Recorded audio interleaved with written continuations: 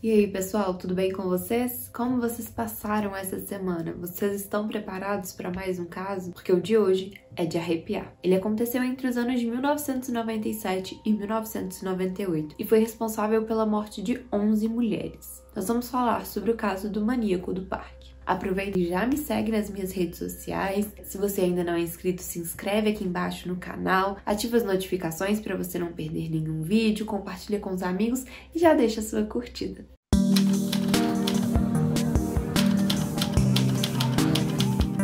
Em meados de 1998, mulheres foram encontradas mortas no Parque do Estado, em São Paulo. Elas foram achadas uma a uma. Ao todo, foram 11 vítimas fatais relacionadas ao criminoso, e esta constatação foi feita pelo site da Polícia Civil de São Paulo. Eu vou deixar o link aqui embaixo na descrição para vocês darem uma olhada, porque em sites da imprensa tradicional foram encontradas divergências aí de informações de um site para outro, então eu preferi recorrer aí à fonte oficial, que no caso é a polícia que investigou o crime. Voltando, alguns corpos foram encontrados já esqueletizados, mas outros não. E esses que não revelaram claramente a violência sofrida por essas mulheres. Alguns foram encontrados ajoelhados, com marcas de mordidas e sinais de violência sexual. Quando a polícia começou as investigações, logo perceberam que se tratavam das vítimas de um mesmo criminoso. E além dessas vítimas, das 11 pessoas que foram relacionadas a esse criminoso, outras 12 pessoas foram vítimas de violência no parque. Contudo, por terem dado a sorte de terem encontrado com o autor em uma época em que ele ainda não era tão violento, elas conseguiram escapar com vida. Mas foi através do relato dessas sobreviventes que foi feito um retrato falado. E juntamente com ele e as investigações, foi que foi possível chegar até o nome Francisco de Assis Pereira. Francisco também era conhecido como Chico Estrela. Ele costumava andar de patins no Parque Ibirapuera, de onde inclusive conseguiu muitas de suas vítimas. Em 4 de agosto de 1998, ele foi preso em Itaquí, no Rio Grande do Sul, onde se escondia.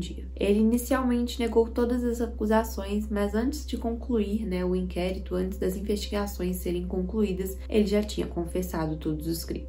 No entanto, eu li em alguns lugares que ele nunca chegou a confessar os crimes de violência sexual. Sua tática consistia simplesmente em fazer falsas promessas de trabalho em agências de modelo. Portanto, suas vítimas eram jovens e sempre escolhidas em locais públicos. Ele trabalhava como se fosse um olheiro da moda. Ele as convencia de seguir até o Parque do Estado na garupa de sua moto, alegando que ele teria uma equipe para realizar testes com elas. O verdadeiro motivo, no entanto, só era revelado quando ele já estava no interior da mata. Assim, não tinha para onde elas correrem. Ali, elas viveriam grandes momentos de terror, de abuso físico e psicológico, e inclusive seriam apresentadas às outras vítimas do criminoso. Ele as matou asfixiadas, usando os cadarços e cintos das próprias vítimas. Foram realizados 4 julgamentos entre 2001 e 2004. E apesar de um psiquiatra, indicado aí para análise do caso, ter considerado ele como semi-imputável, isso significa que ele tinha noção, ele tinha consciência da gravidade de suas ações, mas ele não conseguia parar o que ele estava fazendo. Então ele agia sabendo da gravidade, mas ele não conseguia frear suas ações. Ele não tinha controle sobre isso. Enfim, apesar disso, o júri resolveu ignorar essa análise clínica e julgá-lo como um criminoso comum. Eles determinaram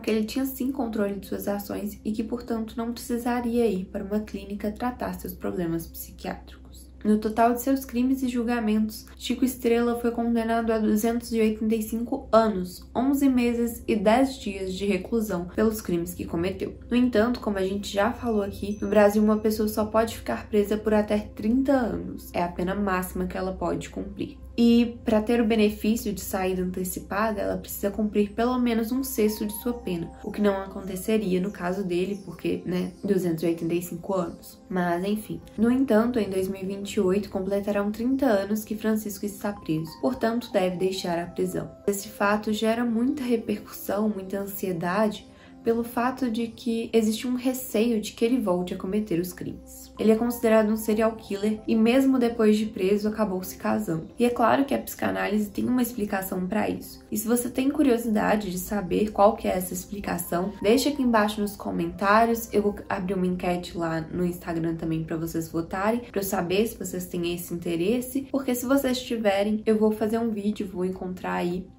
uma pessoa que possa falar com propriedade desse assunto e esclarecer pra gente aí, porque eu também não sei e eu gostaria muito de saber. Então comenta aqui embaixo e vai lá no Instagram votar pra gente saber aí se vocês se interessam por esse tipo de conteúdo. Então, existem duas coisas importantíssimas pra gente falar sobre esse caso. A primeira delas é que esse mundo da moda é muito almejado por meninas. Então é extremamente facilitador para que maldades aconteçam. A gente precisa conversar, a gente precisa falar sobre isso para evitar cada vez mais que isso se propague, como eu já escutei vários relatos, e acredito que você também, de pessoas que caíram em golpes por conta disso. Essas maldades vêm escondidas atrás de grandes oportunidades.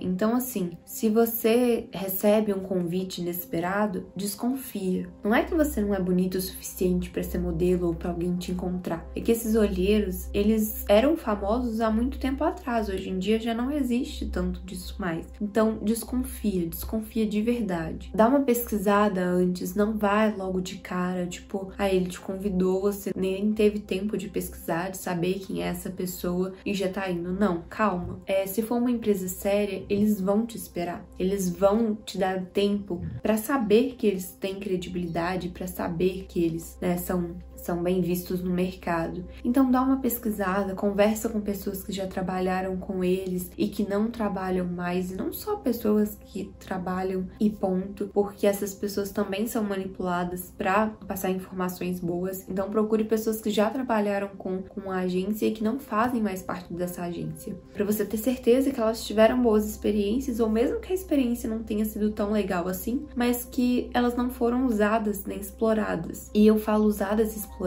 não só no físico, não só, de serem mortas, ou de serem abusadas, ou de serem ofertadas como objeto sexual, mas também financeiramente, para você não tomar um calote aí, não perder dinheiro sem necessidade, tentando correr atrás de um sonho. Porque existem agências sérias e, igual eu falei, se essa agência, se essa pessoa que estiver procurando em nome de uma agência realmente for séria e realmente estiver interessada no seu perfil, ela vai esperar um tempo para você pesquisar e para você descobrir sobre eles. Então desconfie, sempre que você receber uma proposta muito extraordinária, desconfia e pesquisa muito antes de fazer. E se você vê que uma pessoa que você gosta, uma pessoa próxima a você, estiver caindo em um golpe parecido, ajuda ela, sabe?